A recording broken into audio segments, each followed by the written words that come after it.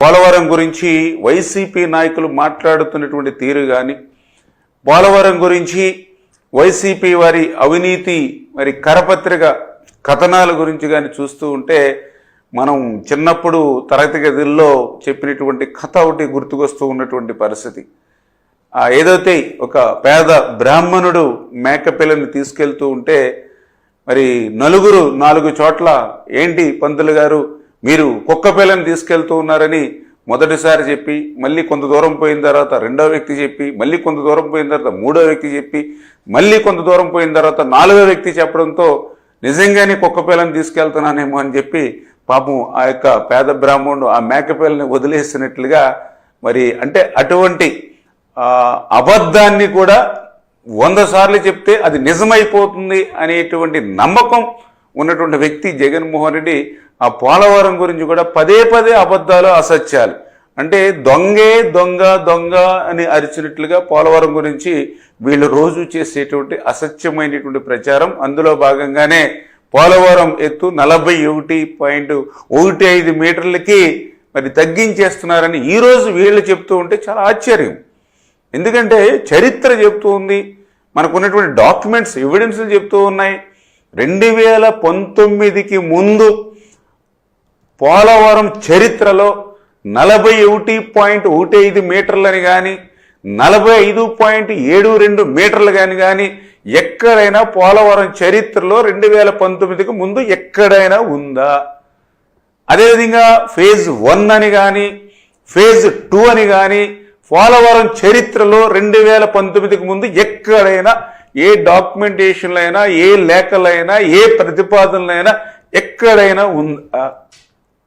అంటే 2019కి ముందు ఫేజ్ 1 అని లేదు, ఫేజ్ 2 అని లేదు, 41 లేదు, 45 లేదు, ఓన్లీ పోలవరం. దాని నిమిత్తమే ఆ రోజు 2019 తెలుగుదేశం ప్రభుత్వ హయాంలో ఆ రోజు చాలా క్లియర్గా 55,000 కోట్ల రూపాయలకి ఆ రోజు మనం పోలవరం ప్రాజెక్టుకి చంద్రబాబు నాయుడు గారి సారథ్యంలో ఆ రోజు ఆమోదించుకున్నటువంటి పరిస్థితి.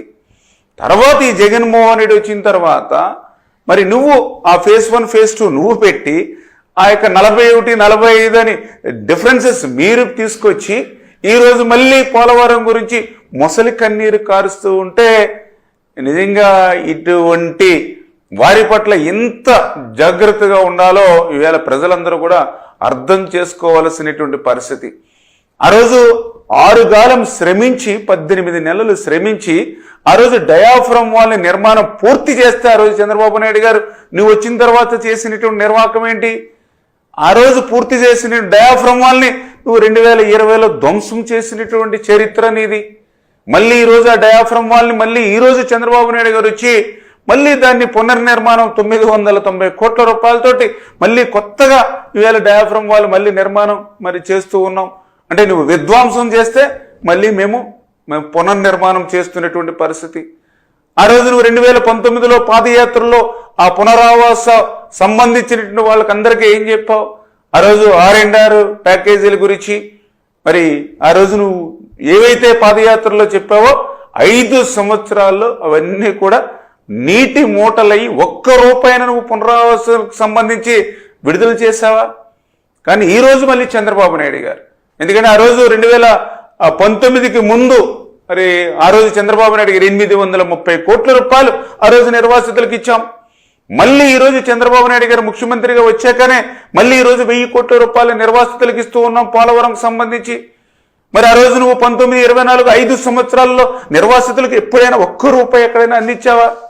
నిర్వాసితులకు సాయం అందించడం మాట నుంచి 2019కి ముందు నిర్మాణం చేసినటువంటి కాలనీలు ఏవైతే ఉన్నాయో ఆ పునరావాస కాలనీకి 1 అర్బస్తా సిమెంట్ పెట్టావా? 1 రూపాయి పెట్టావా?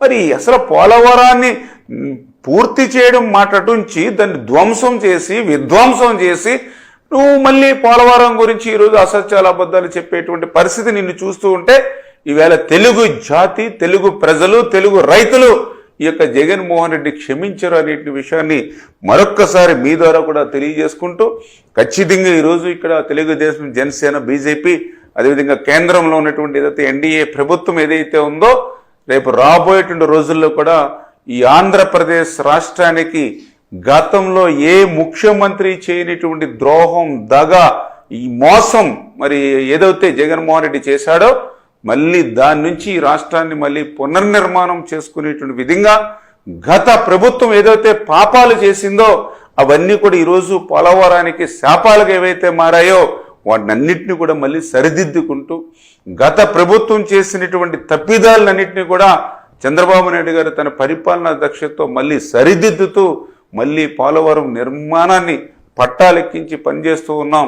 రేపు 2027 డిసెంబర్ కల్లా ఆ పోలవరాన్ని పూర్తి చేసేటువంటి విధంగా ఒక ప్రణాళికాబద్ధంగా ఈరోజు ఈ యొక్క ప్రభుత్వం ముందుకెళ్తున్న విషయాన్ని కూడా మరొకసారి మీ ద్వారా తెలియజేసుకుంటూ మరి ఇంత కష్టకాలంలో ఇంత క్లిష్టమైనటువంటి సమయంలో అప్పు కట్టడానికి కూడా మళ్ళీ అప్పు తెచ్చుకోవాలంటే అప్పు కూడా ఇవ్వలేనిటువంటి స్థితిలో ఈ రాష్ట్రాన్ని చేర్చేసినటువంటి పరిస్థితిలో ఈరోజు కేంద్రం మరి ఈవేళ చంద్రబాబు నాయుడు గారు, పవన్ కళ్యాణ్ గారు, నరేంద్ర మోడీ గారు మరి వీరందరూ కూడా ఈ రాష్ట్రానికి చేస్తున్నటువంటి సహకారానికి మరొక్కసారి మీ అందరి తరపున కూడా కృతజ్ఞతలు తెలియజేసుకుంటూ